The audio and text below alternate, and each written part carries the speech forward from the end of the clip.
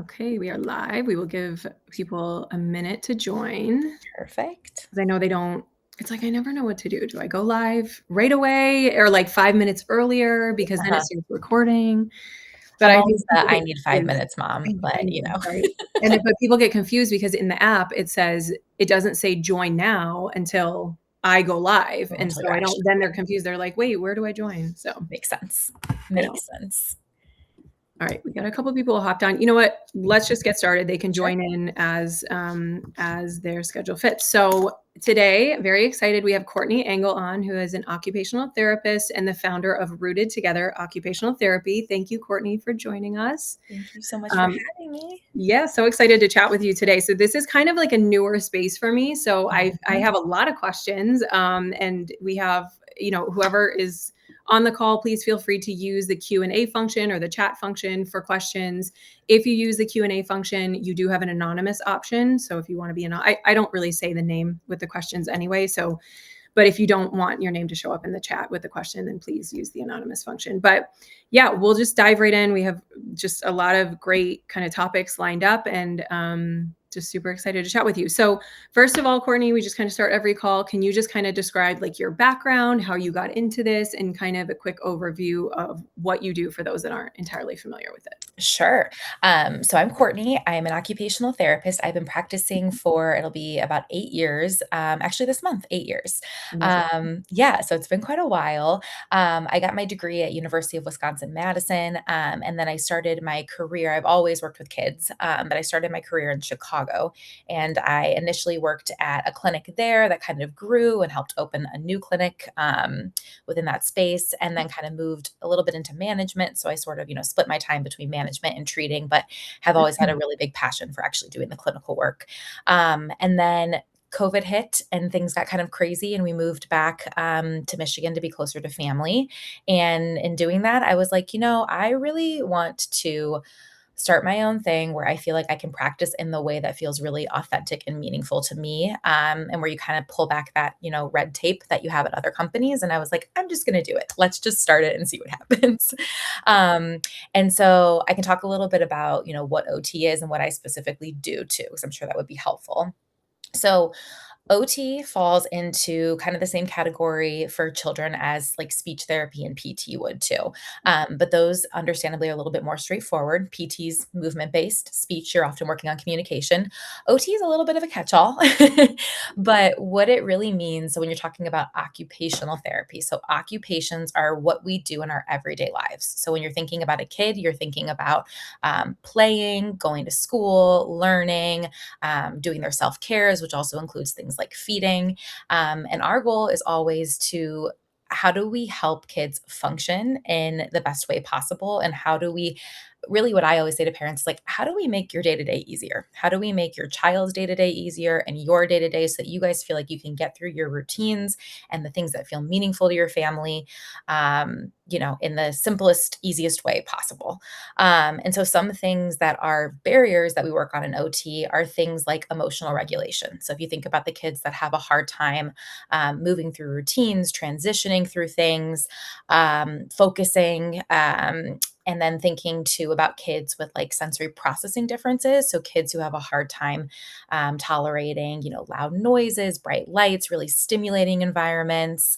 And we can get more into that as we talk. But those are some of the things that we work on as OTs is how can we better understand your child's sensory system, accommodate those sensory needs, and help them feel more regulated throughout their day so that they can do their occupations. This is amazing. This is just like, again, such a world that I was like not as familiar with. Mhm. So okay, and I guess the first question that comes to mind is, do you work with children who kind of are on this spectrum? I don't mean the autism spectrum, but I mean Mhm. this spectrum of like, obviously some are more kind of like clinically diagnosed and have Mhm. more severe degrees of some of these challenges that you mentioned. And then do you also work with kids who maybe don't have a diagnosis and wouldn't even kind of meet all the criteria for a diagnosis, Mhm. but like even a couple of things you mentioned describe my child, but I don't think that she would be diagnosed with anything per se, but like loud noises for sure startle her. Mhm. And like when she's 8 and when doing homework, and this is kind of a two-part question, like when doing homework, sometimes like not all the time, and it's not to the point where it feels like it's like a major issue, but like sometimes she has a hard time focusing. And I've just always Mhm. thought, hey, like that's me too. When I'm doing something I don't love doing, Yeah. it's kind of hard to keep myself rooted, and no pun intended, rooted in that.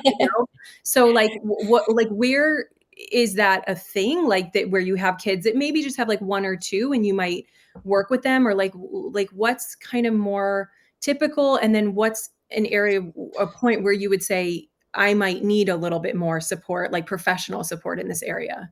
That's a great question. I would say to answer your first part of the question, most of the kids that I see don't have a formal diagnosis. Okay. And a lot of that is because many of them have what we call sensory processing differences. It's also called, or used to be more called, sensory processing disorder, but Okay. that's not really a diagnosis that's like recognized as much in the medical system. And so it's kind of these, I feel like a lot of these are like hidden things where you wouldn't necessarily think about it. And I'm sure we'll talk about this later. These kids may seem like they're having trouble with focus. They're those behavioral or defiant kids, Mhm. which we can get into. But really, oftentimes, those kids are just really overstimulated. And so, a lot of the kids that I work with, it's like sometimes I work in their homes and I go into their space and we can identify what is it about, like to your point of your example, what is it about that environment that's maybe overstimulating? What is her body maybe needing right now? So, an example might be, that we have her sit on like a wiggle cushion and she gets a little bit of sensory input and moves around while she's Mhm. doing homework because then she's getting that input and can focus better. Okay. Or maybe she needs to run around, go to the playground, move her body a little bit before you sit down to do those things. Yeah. So, yeah, to answer your question, many of the kids do not have diagnoses. And a lot of times I talk about these things with parents and they're kind of like, whoa, That's because we don't, exactly what's happening in my brain right now. Like, yeah, we just don't think about it as yeah, much. I just really thought that I really thought this was just for formal diagnoses, but, like, Yeah. that's like, she actually sits on a yoga ball now to do Yeah, her homework, and that was just kind of an that's accident because she stole my office chair, mhm. and so then I took the yoga ball, and she then swapped because she's like, "No, I wanna sit on the ball." So she's doing that, and actually, Juliana's on, we bought from her recommendation the The rock. Gibbons board. Uh-huh. Yeah, the balance board, so I haven't given it to her yet, but That's so that's funny because I was that's thinking about that wild. example as I was saying this and Yeah, using the wiggle cushion as an example. I was thinking about that exact example from Julianne, which I love. yeah, okay. Yes, and the funny thing is, especially when you start to talk about these school age kids, they start to gravitate towards the things that their bodies are craving. So she's actually showing you, like, I need a little bit of input. She may not be able, she probably doesn't know and isn't explaining that, and it's hard for Yeah, you to see, but yeah. then you're like, "Whoa, that is what she's doing."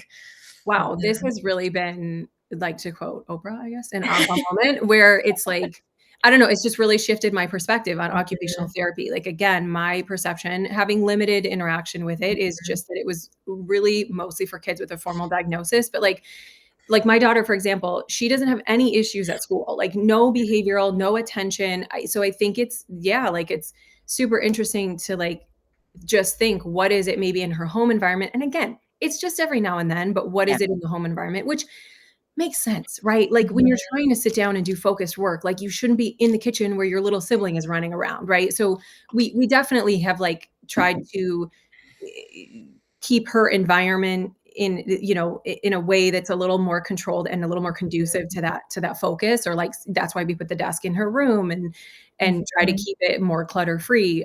We try. She's a very artsy child, so Yeah. a Oh, I lot love that. at her desk. But that's amazing. So yeah, I think that's a big aha moment for me, is like you don't have to have a child with a formal diagnosis to benefit from some of the methodologies and tools that you can offer. Um, Totally. that's great. And I And was gonna so, say, just oh, to go ahead. add to that really Yeah. quickly, when you're talking about, like, focus and putting, her desk in a different space, everybody's different. So for me, like, I do best, like, if I'm walking and having a phone conversation, or I'm in the car and having a phone conversation. If I was just sitting here having a phone conversation, I probably would be, like, folding some laundry, pacing Mhm, around my room. mhm. I'm actually doing pretty well right now, which is Yeah. great. I'm, like, undiagnosed ADHD myself. But, Okay. like, we all have different sensory preferences and things that we do. And another common one is like sometimes when people are talking, they might be like shaking their leg. Like that's them getting sensory Mm, input as okay. they're chatting with somebody. So, See, and it's funny too because so she's in 3rd grade mhm, and there's a lot more homework this year, and my husband and I kind of made this observation. It's like we need to explain things to her multiple ways. And we explained to her that we are trying to learn how she learns best. I love that.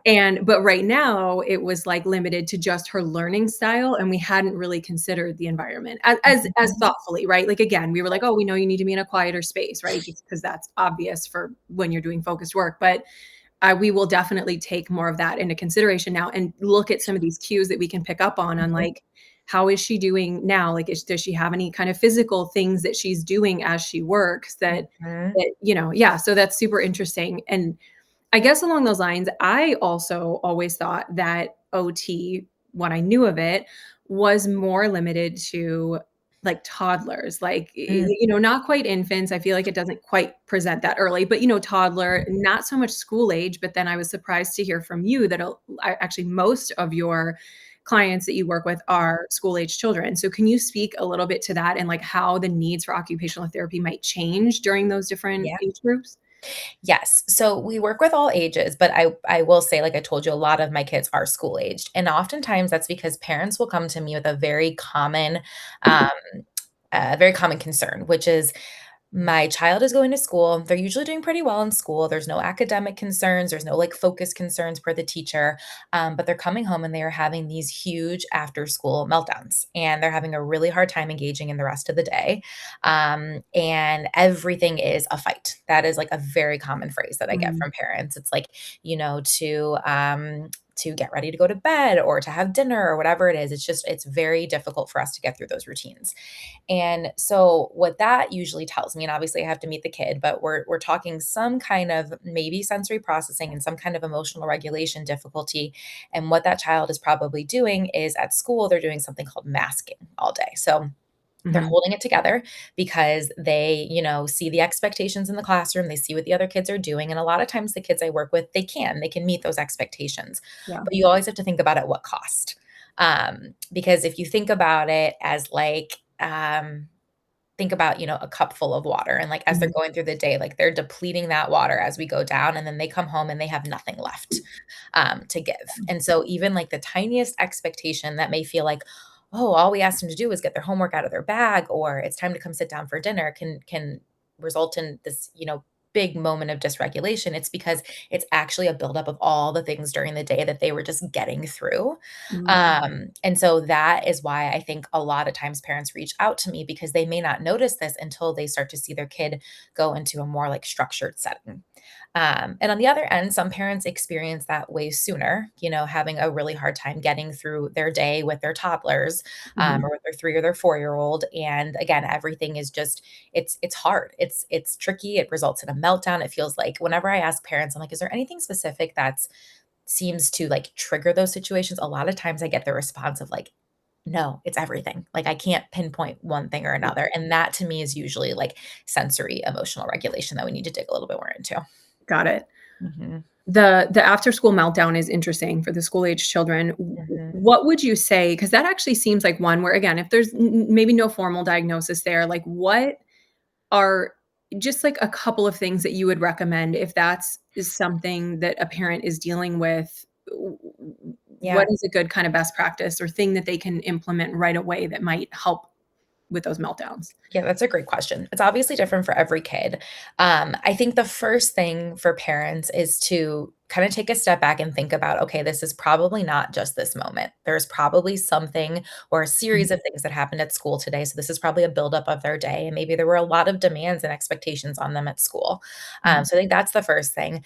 Another thing, and I know this might sound crazy, but for some of my kids, coming home and having a little bit of screen time is actually really healthy for them Yeah. because it just lets them shut their brain off. And Yeah. sometimes we all need that. Like for me at the end of the night, I have an 8.5-month-old right now. Sometimes I just need to mindlessly watch a show. Nobody talk to me.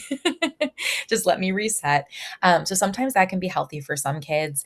Other times, just getting some movement in, especially when you're thinking about as kids go through school and they are expected to sit for longer and they don't get it, despite recess and things, they don't get enough movement input. So going and playing outside, going to the playground. If it's a really cold, icky day and you feel like you can't get outside, Julianne probably has some suggestions for you. But if not, then you can You can have them do like an indoor obstacle course or some animal walks, or, put on a yoga video, anything like that, just to kind of get their sensory system regulated and just Yeah. to help bring everything down. Yeah. And then another quick one that I recommend a lot is a lot of my families create like calming corners or calming spaces where you can just, you can do like bean bags, pillows, blankets, a little tent if you want to, put in some of their favorite things and let them just go be and do whatever it is that's going to help them regulate. Yeah. I love that. We actually just created a lot of those glitter jars that from Jenny at the Nest. Mhm. And my daughter is actually selling them at the orthodontist now. So she like loved them so much, but we've got them and then we made them with the Girl Scout troop. And like that would be a great tool to add into that calming Mhm. corner. Yeah. I was going to give Julianne a shout out as well, like getting them outside, getting them moving, maybe not climbing trees as high as her son, but like so wild, Julianne, whenever I see that. But I love that. It's amazing. Question came through. Can you talk a little bit about how kids can mask in different environments? Yeah, that's a great question. I don't know if that person wants to also give like specifics of environments that you're seeing it. But I would say the biggest one is school. So Yeah. again, like following kind of those like societal expectations or whatever the expectation is of like the teacher or whoever's Mhm. leading it. Mhm. Other ones where it's kind of a dance between like, are we masking or are we kind of shutting down? So I think about like a birthday party. So a lot of kids will go there and that's a really overstimulating place. Mhm. And they will try really hard to participate because they want to be there and they want to do these things. But only then, like they start to participate and then they're like, whoa, this is too much for me. And you kind of see that shut down. And so the first part of that is kind of masking. Like I'm going to hold it together and try really hard to do this. But now I'm overstimulated. And sometimes Mhm. those kids just need a moment, or maybe they need to leave the party early. They're feeling overwhelmed. Yeah. So that would be another example of masking. And then, masking happens even for us as adults, like very often, like we may have something else that, excuse me, happened to us earlier that day, or we're experiencing anxiety and we're just holding it together and trying to get through the day. So it can really happen across environments. And I think the most important thing is just to kind of do those check ins and really build in that time and space to regulate throughout the day. So, at the birthday party example, I'm working with a specific client right now, and we're making sure because she has a lot of birthday parties, including her own right now, Mhm. that if there's a birthday party that day, we are not doing really anything else the whole day. The Yeah. rest of the day is about regulating and being ready, getting our sensory system ready for that, and then afterwards being able to come home and again regulate and just decompress a little bit. I hope that answers the question. I think so. If not, let us know, Yeah. whoever asked the question. There was another question that came through, but I think timing wise, we actually answered it. It was for 2.5-year-old meltdowns after school. So I think we addressed it. And I really loved to hear you support screen time for that because I I am we're one of the families that like we use screen time strategically, right? Like Mhm. we are not a no screen family, but we use it and I also feel like there's a difference between when you're all enjoying screen time together versus like when they're by themselves and whether it's TV or iPad, I think that's very different and we try to stick more to the TV than an iPad for like Mhm. not having that instant gratification and triggering that pleasure center in the brain with that. But I love that because like they're also human and we do the same thing. And I know as adults, we have the ability to kind of like regulate ourselves a little bit better in terms of like, hey, maybe I shouldn't watch this much TV. So I get that. But like, we also, my husband and I are ones that like, even if we go out and we come home at 1 in the morning, we will watch literally 5 minutes of TV before I bed. love it. So I don't mind that. And we don't typically do it after school because I think they do okay. But Mhm. they definitely need to eat after school. It's the food. Like for me, I feel like whenever there's meltdowns, it's like they need to eat Mhm. and what did they last eat? Like, did they not Mhm. eat the wholesome lunch or like every piece of lunch that I provided for them to give them the balance? And so that kind of actually segues into another question that I had. If we didn't answer the question about the 2.5-year-old, please feel free to ask a follow Yeah. up. But um, I had heard that, like, specifically for birthday parties to kind of counter the effect of sugar too, like to rub the Mm. magnesium oil, like, on their feet, like, beforehand, before a big party or where you know they might be having a bigger dose of sugar to kinda helps, like, regulate the sugar. So, I we'll see. I think I've tried it, like, once or twice, but not enough to see and I think we do okay with sugar too, but my question is, how do you feel I've seen stats online that, like, kids who had ADHD, they removed, like, dyes and additives from their diet, and they saw, like, 70% improvement. So, how do you work kind of in tandem with like nutrition? Like, do you look holistically at like the environment, lifestyle factors, diet? Like, how much do those play a role Mhm. as well from your perspective? It's a good question. I will say with all of the supplements and things, parents will bring these questions to me a lot. And from like an OT clinical perspective, I wouldn't say that we have a ton of evidence to back those things up. But I always say, like, if it's something that you're interested in, try it out and see. Because you just don't know. Maybe they are depleted in some, maybe there's like a vitamin D deficiency or something like that. That's good to look into. Yeah. From a nutrition standpoint, we definitely work in tandem with nutritionists when I'm thinking about feeding therapy. So a lot of the kids that I work with feeding therapy, and this can be again all ages, sometimes they are also experiencing dysregulation, and some of that can be nutrition related. So making sure that like if we're struggling to get the right amount of nutrition because we have limited like preferences for tastes and textures, then we want to also make sure that we're not missing anything nutrition based because that can have such an impact on regulation, just like sleep can too. And we can talk about that too. I often am like referring kids to ENT. So I think when we're talking a little bit more holistically, I'm always bringing other providers into the picture if I feel like there's concerns like that. I think that's great, and it feels like you are a good kind of central provider that can then say, like, who you would recommend beyond that Mhm. to really help kind of reinforce what you're trying to do and support Mhm. from all angles. There was a follow-up question for the 2.5-year-old, it's a boy. Any specific recommendations, like, for that age group for after school to help with regulation? So, Yeah. maybe having a predictable snack ready or an activity in the car, Mhm. for that age, anything specific you'd recommend? Yes, I love the idea actually of something in the car. So something that I'll recommend to parents, you're getting into 2.5-year-old, you can get into like the fidget territory, which can be really Mhm. fun. So sometimes I'll recommend that parents just buy like a cheap big pack of fidgets off of Amazon or go to the dollar store and grab a few things, put them in like a clear bin. And then when your child gets into the car, let them pick one out because then, they have after a full day where maybe they don't feel like they have full choice and autonomy if they're at Mm, school, they have autonomy and choice to pick anything that they want. If they want to, let them have two, pick your battles. And then you're also giving them something regulating. So we call that like a tactile activity, something that they can fidget with and play with on the way home. And then once you get home, I would really consider, it depends on the specific needs of your kid, but I think especially at that age, I really would consider getting some kind of first nutrition, like Andrea mentioned, mhm. that's very important to make sure they ate, but also some movement.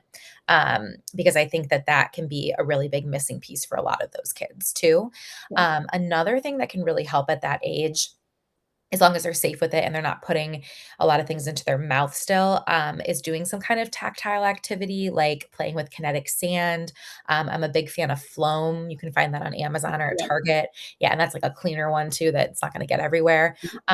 You can even go again to like the dollar store and get some like rice or some dried beans and hide some toys in it and just make them a big, sensory bin that they can play in because that can be really regulating and let them just engage with something that they love. If they're really into cars or dinosaurs or whatever it is, hide some things inside that sensory bin, let them fish it out, and just let them kind of decompress. Yeah, I love that. Mhm. Target bullseye bin or whatever it's called is great for Yeah. those little $1 to $3 toys too. We Yes. love those for, like, plane rides, but that's such a great idea to just, Mhm. like, keep them in the bin. And I feel like I bought this Busy book for my daughter when she was younger, and then she was not into it, and now it's like she's 8 and she still loves the thing. Like, I feel like it, like, peaked with her at, like, 5 or 6, you know? Mhm. So it's just, I guess, maybe to that point, just recycling toys, like, keeping Got things it. that even though they're kind of, like, supposedly stated for a younger age, like, the kids love to come back to this stuff, I feel like, I'm a so, huge fan of yeah, recycling the and yeah, rotation. rotating toys, rotating bins, all of those things, and, like, trying to declutter as much as we can. I'm Yeah, sitting in a room full of clutter, I get it. It sure, is hard. for sure. Mhm. We have a "You Have Been Called the Queen of Fidgets" by Julia. Oh my gosh. I've left many a fidgets there. I love it, I love it. And for the question about the 2.5-year-old too, Julianne, who is My Outdoorsy Mom on Instagram, she's the one that promoted the Gibbon board, and she's also got obviously a big proponent of getting outside and being outdoors as well. I know you know Julianne well, Courtney, and then, but also that balance beam thing that she had on her page recently. So I would highly recommend giving her a follow as well. Just Yes. there's so many great tips that are so complementary to what you're saying here as well, Courtney. I learned so much from Julia. Yeah, I still do. love this community. Mhm. So I had another question come in. When would you know if your kid needs a neuropsych evaluation? Is that something you would refer a parent to after meeting with a kid? It's a really good question. I I go back and forth. I have an incredible clinical psychologist in the area that I work with. They're called Meraki Psych. I want to make sure I pronounce it correctly. Meraki. And I've met with her personally several times, and she's just so fantastic. I send everybody her way. She doesn't start testing. Usually, a lot of clinical psychologists and neuropsychologists, which are very similar. We can talk about the difference too, but Mhm. they don't usually start testing until kids are like 5 or 6 years old. Okay. Especially if your kid's younger, I would highly recommend doing an OT evaluation if you're experiencing some of these things, or even let's just hop on the phone and like talk about some of the things that you're experiencing. Because there's different ways that you can go about it. A lot of times, kids will go through the process if they're ready and families are ready, and they may or may not get a diagnosis. And then the recommendations will say OT, speech, circling back to therapies. So Mhm. I don't think you can go wrong either way, but I'm very passionate about helping families navigate that almost in like a case manager situation, because it's Okay. so complex and confusing and there's so many different providers, and it's just hard to figure out like, who do I go to? When do I go? So definitely reach out. Even if I don't see you formally, I would love to just chat about those things with you. So she just added her child is 9. Is I don't know 9? if anything you wanna add with that? Yeah, I would say older, since they're older, if you do have some concerns, it's always, I think always a good idea to do some kind of assessment, because it just gives you more information. And I always tell parents, you can go and do that. You can get information, you can get a diagnosis, and you don't have to do anything with that. Like, no one even has to know that you did that, Yeah, right? yeah, But it just gives you more information about how your child learns. And it gives even me as an OT more information, because they're looking at so many different things, cognition, communication. And so then I can take those things and say we're working on like executive functioning skills. I can take a look at that report and really use that information in a good way. So really kind of applying it to the plan that you exactly. put together. Mhm. So, just real quick along those lines, in terms of working with you, what does that look like? Like, is there an introductory consult for, like, a Mhm. different rate? And just to kind of, like, have that call to understand, "Is this right for me? Here's what I'm dealing with." Yeah. What is your kind of structure with that? Yes. So complimentary introduction phone call. There's Okay, no time limit or anything on it, because sometimes we have a lot to go through and talk about. that's And great. sometimes those calls end up in me referring them to a different professional. It doesn't Okay, always have to be me, but I would love to talk with you. I have two other OTs that work for me who are both fantastic. And even if they end up working with those OTs, I'm always the one doing the introduction call, just because I want to help point them in the right direction. And we yeah, all kind of have different specialties too. So it would start with an introduction phone call. And then if it felt like OT was warranted and we wanted to do an evaluation, then we would set that up either at your home or at the clinic, kind of based on preference and availability. And okay, then typically, if after the evaluation OT is recommended, we usually see kids on a weekly basis. And just to like get enough consistency, at least at the beginning, sometimes mhm, we might extend it out to like every other week or once a month as we start to see some improvements. But just so that we can really get in there, get to know your child, figure out both what's working and maybe what's not working too. We're going to try a lot of different things, and some of those things may not click right away, but it just means that we're going to try something else. It's a big puzzle, and we're kind of trying to navigate it together. yeah. Love a free consult. I just feel like Oh it's so yes, important to just, like, sometimes you just wanna talk to somebody for, like, yes, and I love that there's no time limit. You just wanna talk to somebody and be yeah, like, "Is this right for me?" Like, I one don't need all the answers, but I just need to know, is this the right path before I go investing hundreds of dollars? And, hundred these percent. parents are probably maybe at the point that they get to, they've already gone to, like, different doctors or specialists, and they just can't get an answer, right? So it's just that's Exactly, awesome. exactly, and That's I awesome. feel like that's where, I guess, 8 years into my practice, I kinda see myself moving into that direction where it's like, I just wanna be a center point for a lot of these families, because I'm Yeah. a part of a lot of moms groups now, and you see some of these messages and you're just like, "Oh, I just wanna help." Like, I I just know. wanna get in there, and I know you do the same thing, like, I Yeah, just wanna give you resources, yeah. and I don't know everything, but I feel like I'm pretty well connected in the community and can help hopefully point you in the right direction. For sure, for sure.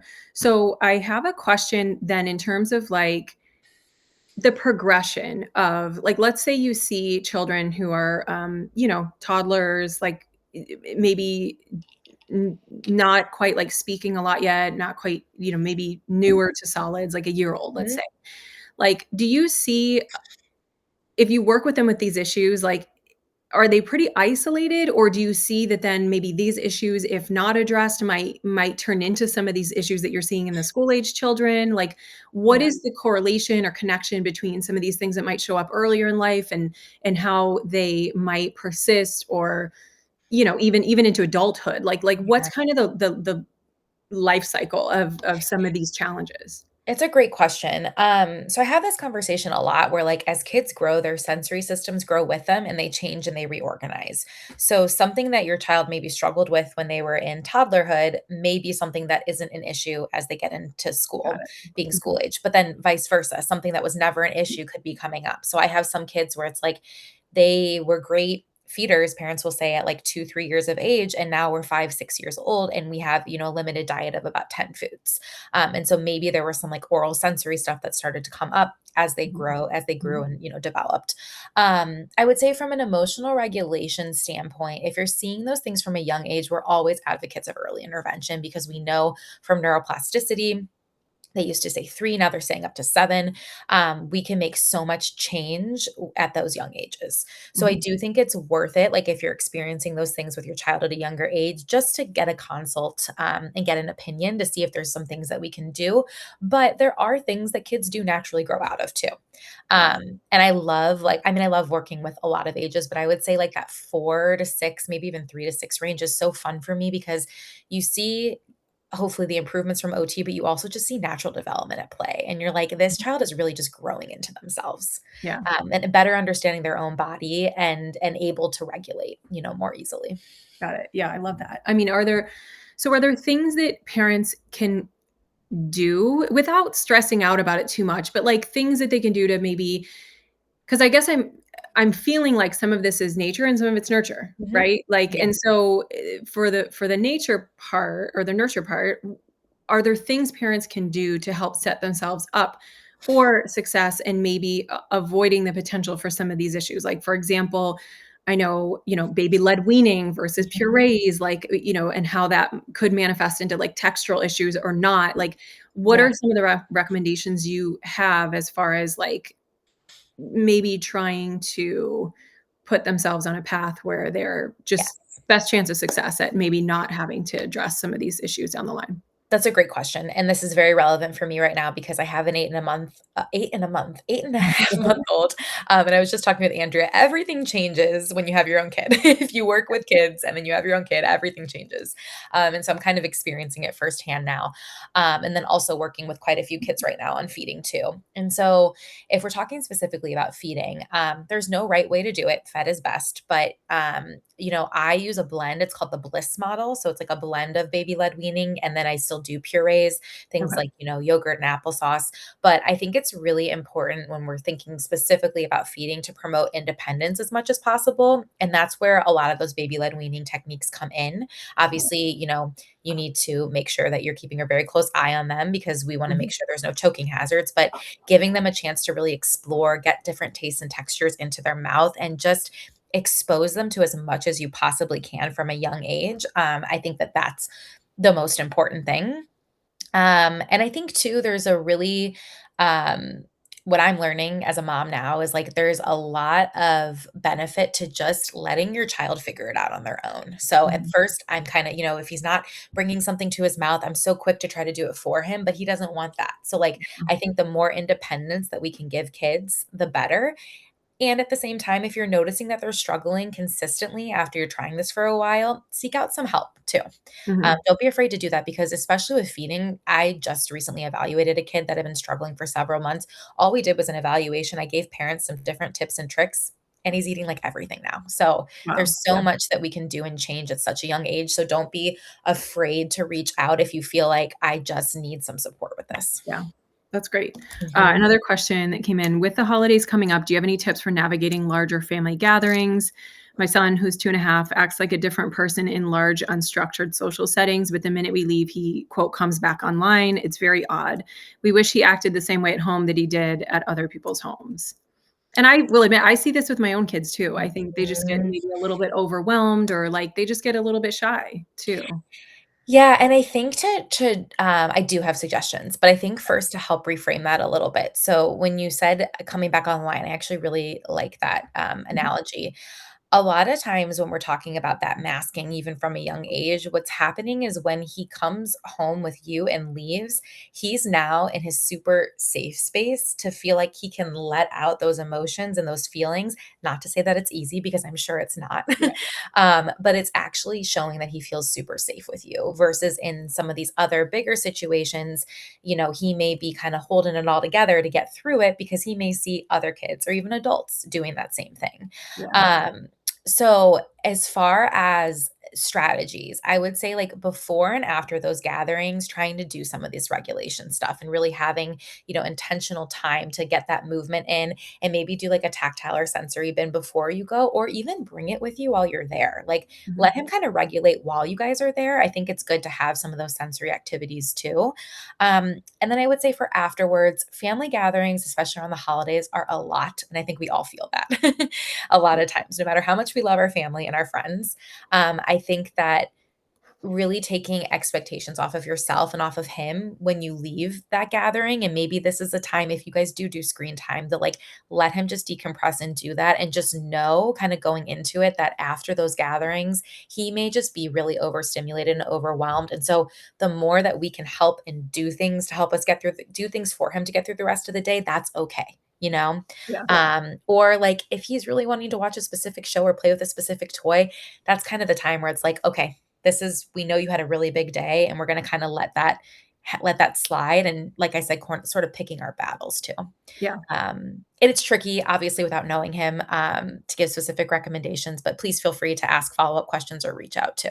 yeah, definitely. No, I think those are great tips. Mhm. We all need a sensory bin. Uh-huh. Uh-huh. I have a fidget right here Um, at my desk. there you go. Why do you feel like we're seeing such an increase in these sensory issues, these feeding issues, speech, impediments, speech challenges? Like, what are your thoughts? And having, been doing this for 8 years, are you seeing an increase as well? And like, what can we tie it to? Like, if there's anything? Question. No, it's a great question. And this is all just based off of opinion. I don't have any, true evidence to back it up. I do think from a sensory and emotional regulation standpoint, COVID had a really big impact on all of us, not just our Mhm. adults, but kids too. I think that there was less socialization and less sensory experiences understandably happening because we were all really scared. We didn't quite know what to do. And so I do think, you're thinking about some of those kids who were doing that e-learning or just weren't able to get out and about as much, and I think that that was less engagement with their environment and less, nourishing their sensory systems. So I think that that could be part of it. I also feel, and I feel this way when people ask about like things like, why do you feel like autism is more commonly diagnosed right now?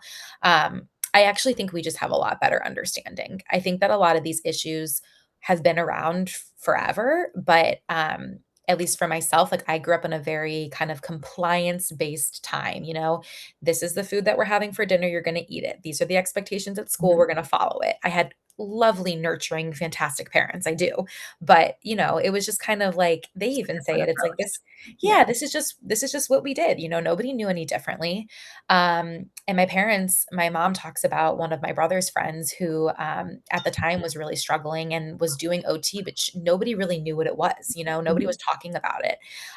So I think we're talking about it more. And I think we are understanding kids and their sensory and emotional needs a lot better than we were previously.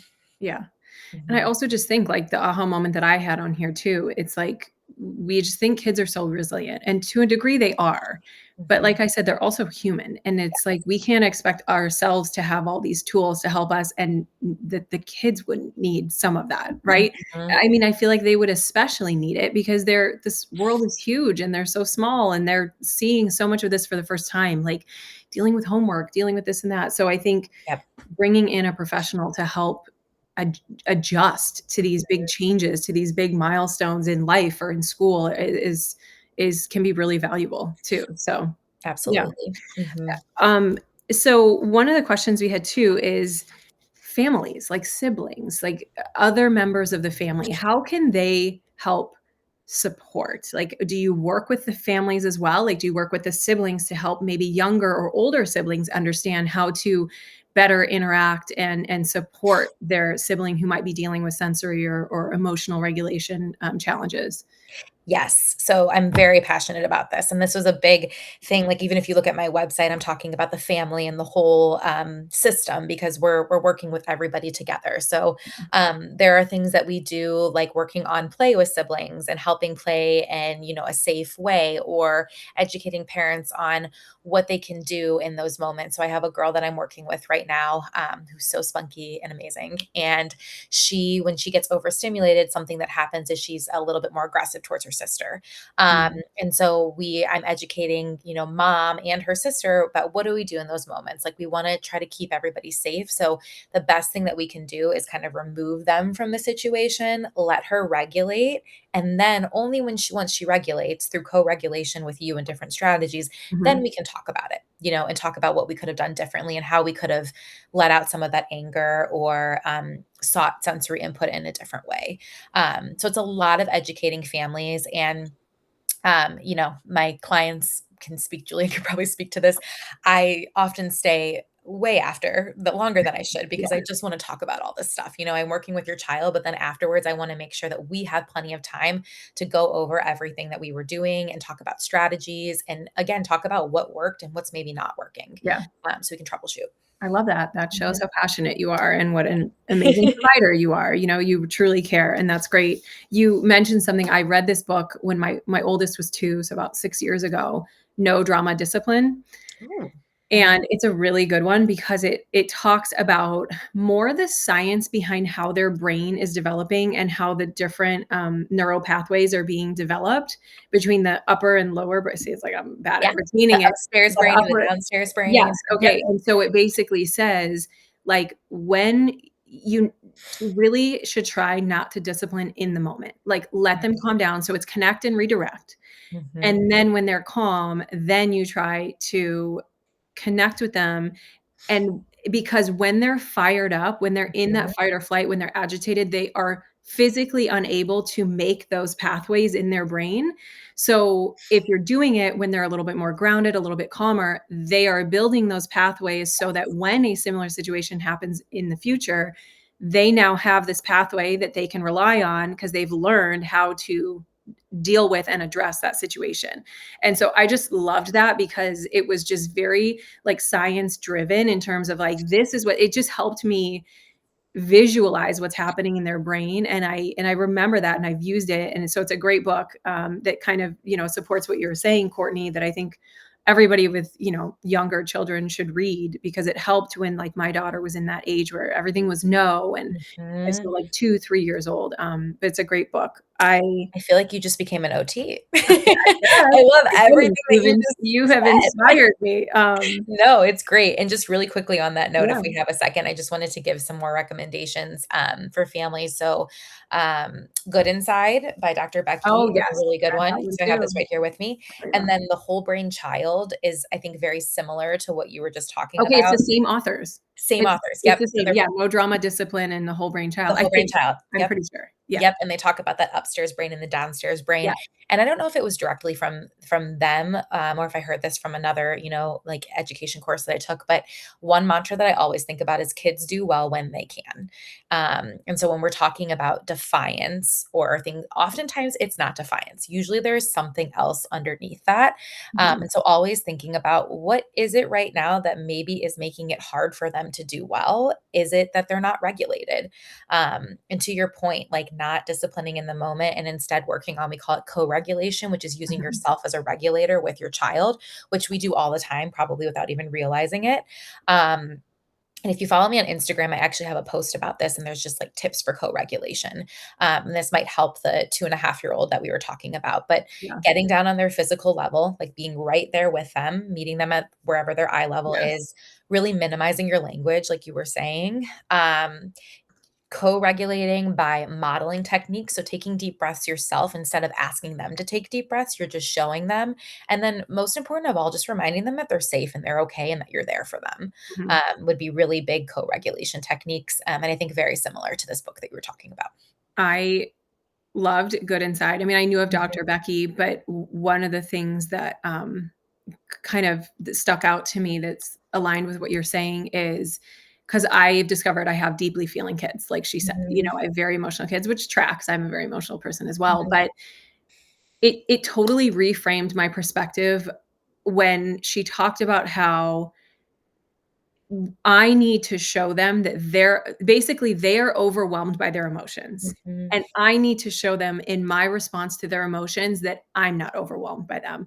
mhm. Because when they yell and they get all worked up and you have a tendency to then kinda yell in response or feed back that same energy because it's obviously very frustrating to you, it has so helped me to just think of that book and be like, "No, no, no, actually, my job in this moment is to help show her that even though her emotions are too much for her right now, they're not too much for me." And it's such a, like, powerful thing to think of because especially as a mom, right? You always wanna take care of your kids, and when you look at it that way in terms of, like, "No, no, no, this is how I have to help them in this moment," like, it's Mhm. the challenge of it too, where you're like, "Nope, I'm gonna stay calm because that is what is gonna help the situation in more ways than one, but it's like this almost not so obvious way that it helps the situation. Yes. Because if you show them that their emotions are too big for you too, the person that Mhm. is their pillar of strength that they look up to, that's scary for them, right? Yeah, So $100%. that was a big one for me. I loved that book, and I love a lot of what she says. Yeah. And Yeah. can I add on that really quickly? Yeah. Yeah. Just a note, I think also recognizing a lot of the parents that I work with are also neurodivergent, so like you were saying, maybe, like, Yeah. they have an anxious kid and they're also experiencing anxiety themselves or big feelings, and so I think also giving yourself grace and the space that you need to regulate yourself because Yeah. we cannot regulate our kids if we're not regulated, and we don't always have the luxury of taking time to regulate Yeah. ourselves, right? But, like, if you have a moment to step away and take a few deep breaths, or if you can have another caregiver or partner step in so that you can reset yourself and Yeah. then come back in a more regulated state, it's going to make a world of difference. And also, be kind to yourself because you're not always going to be able to do that. Yeah, and knowing that every time you might freak out is an opportunity to teach them something more. It's an Mhm. opportunity to teach them ownership, to teach them a true apology, to teach them I've said to my 8-year-old, "Listen, this is mommy's first time doing all this too." Love Like, that. and I think that is equally as important a lesson for them to see as Mhm. you, like, staying calm is you maybe losing it for a second and then coming back and saying, "I'm sorry, that was not mommy shouldn't have yelled at you." And because Mhm. I try very careful to be like, "I'm yelling because you didn't do this." Like, that's I don't wanna blame it on them. Like, Yeah. I'm responsible for my emotions. So we really try Yeah. to reinforce that at home. And I think that's yeah, that's such a good one. Like, we need to give ourselves grace and know that even when we do slip up, it can absolutely be flipped and turned into an opportunity to Love it. teach them apology, to Yeah. teach them remorse, to, compassion. Absolutely. So, Absolutely. owning a mistake. So, Mhm. Love one that. of the things I don't know if this is necessarily in your kind of space, but just curious. My 8-year-old, I feel like it could just be a personality thing, but she doesn't talk to me a lot. Like, she doesn't, like, divulge stuff that happens during the day, and it might if it's, like, truly a bigger thing, it might come out, like, a day or 2 later.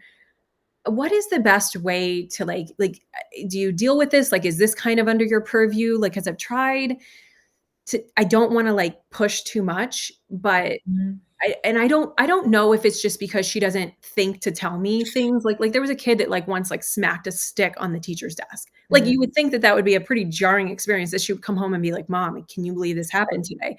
I didn't hear about it from her. Or, Yeah. like, a kid, like, left the class because of his behavior and was, like, not kicked out of the school, but asked to leave, and I'm like, "You didn't think to tell me?" Like, there's things Mhm. so I don't know if she just doesn't think to tell me or if there's something that, like, because even when something big happened, she'll preface it by saying, "Mom, I don't really wanna talk about it, but this is what the Mhm. teacher said today." And so it's like I do feel like when I try to talk about, like, body safety or topics like that with Mhm. her, she kinda shuts down a little bit. Is that Mhm. something you deal with? And, like, any tips to help kinda, like, coax things out of her? That's a really good question. Yeah, I will say, like, sometimes, other, like, mental health professionals might have much better recommendations than I do. But I do deal with this with a lot of the kids that I work with because parents will bring to me situations that maybe happened or something that came up, and they want me to see if I can find a way to chat about that in the session with the Mm, kid.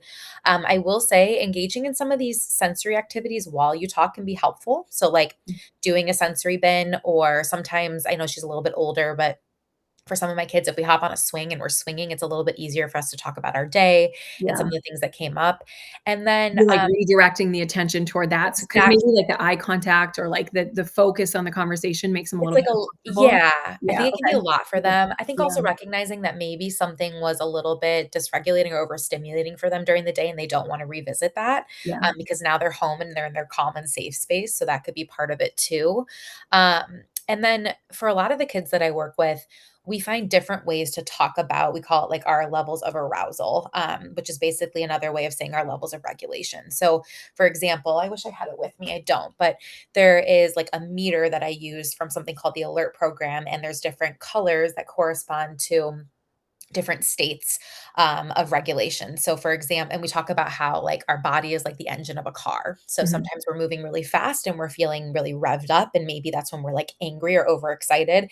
And mhm, sometimes we're moving really slow, where we're feeling, tired or sad. And then sometimes we're moving just right, where we're feeling calm and regulated and kind of able to learn and try new things. mhm. So talking with kids in different ways using those analogies can be helpful. I also use a lot of visuals and a lot of videos, because, I'm an adult, like, Yeah, just like you, where it's sometimes we don't want to just sit and talk about things. So, how can we get a little bit creative with it and use something else as our anchor? yeah. And a lot of books too. I have a lot of regulation books as well That's for super kids. helpful. I actually saw this one thing online, and I could not believe it kind of worked. It made me laugh. It was not even from a professional. I don't even know where they got it, which is fine. Not saying that it wasn't, but it just was this funny thing where it was like when you ask your child about their day, you say, if I'm like, "Hey, did anything funny happen today?" And she was like, "Oh, Cece fell over in her chair," which not that she's laughing at her friend getting hurt, but then you like repeat the last 3 things or so that they said. So you say, "Cece fell in her chair," and you say it like that. And it's like you don't believe it's gonna work, but then And it that does. almost coaxes more out of them, and then they go, "Yeah, it was crazy. She was writing and she lost her balance, and then she just fell down." And I'm like, "She just fell down?" Like, I probably did it 5 or 6 times, and I couldn't stop laughing because I was like, "I can't believe this is It's working." worked. Like, she just kept like, it's almost this human nature where it's like because I posed it as a question and it just was like she felt like she had to respond. I was laughing, but I've tried it a couple of times since then and it didn't work as well, but it's still I kind of come back to it. But it was just too funny. But And I that think also remembering a lot of that, what you're talking about is age appropriate. was And a lot of kids do. They're just like, I got through my day. And especially if they have any kind of like emotional overwhelm, I got through my day. I am done. Like I did it, check done. And now I'm coming home to my safe space with my safe yeah, people. And maybe I yeah, just want to shut off that part of my brain for a little bit, yeah. if I can. I don't know if it was just consolation, but I feel like when I was going through this period where my daughter was like a perfect angel at school and then would come home, it was just like talking back, like not horrible, but just, not as good as she was at school. Everybody was like, that's the sign of a good parent. I was like, are you just trying to make me feel better? But I get it now. I True get it. love.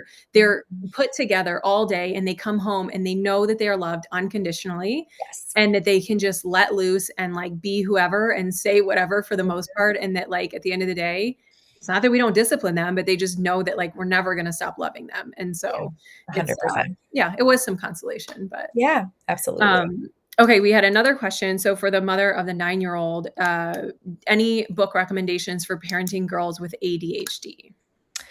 Ooh, that is a great question. Um, And we can always do it as a follow-up post as well too if yeah, I you wanna do some research for you. I mean, The Whole Brain Child, if you haven't read it, is yeah, super helpful. Um, there is let me pull up, and I might just put all this together for you later, but there's a sure, great yeah, sensory book that I will send to you that can be a okay, really good one if she's experiencing some sensory differences.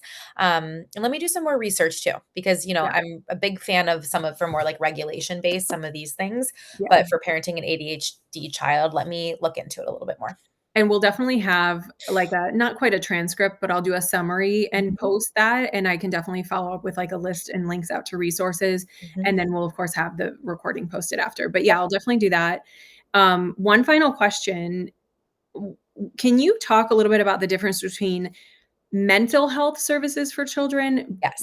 like play Mhm. therapy, talk therapy versus occupational therapy? Because it seems like there's a little bit of a distinction, and so I just wanna make sure that the audience kind of understands that as they kind of navigate these spaces. Absolutely. So yes, the mental health umbrella can encompass things like play therapy and talk therapy, which are different from OT. So I Mhm, would say from an OT perspective, we tend to focus a little bit more on the sensory system and that regulation piece. And so helping a child really understand how their brain and their body functions and the things that help them feel good and regulated and how to identify maybe when they're starting to feel dysregulated. And so we talk a lot about coping tools and calming tools, which overlaps with coping tools overlaps with a lot of the things that may happen in play therapy and talk therapy.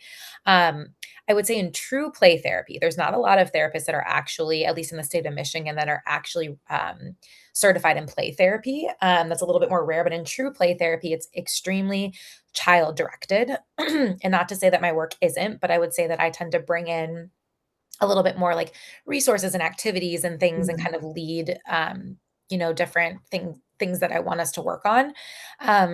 Play therapy is a little bit more child led, and the idea is that you're working through play to see what different themes and things come up for those children.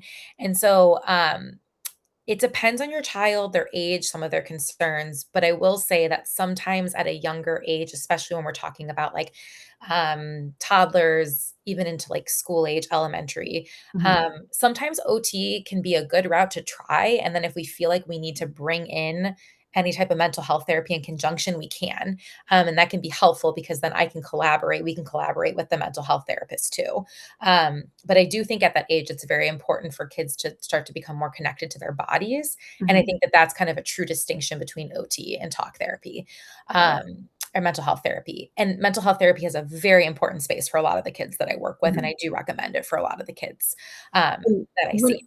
when it comes to medication, are you able to prescribe, or would that be more coming from mental health therapy side if That they would come need more from, yes, medication? mental health, and Got typically, if there was medication in the mix, I would almost always recommend, a neuropsych or a clinical psychology evaluation just to make sure that we're really, getting to the core of what we need to be working on, and there are kids where I will start with them in OT. They may do an assessment, get prescribed some medication, and we're doing these things in conjunction, which, if it's appropriate for that child, can be helpful because if a child is, let's say, really, really struggling with focus and attention, and we do all the sensory stuff and we're making progress, but we're not quite there, doing medications sometimes can help them access those skills in a better way.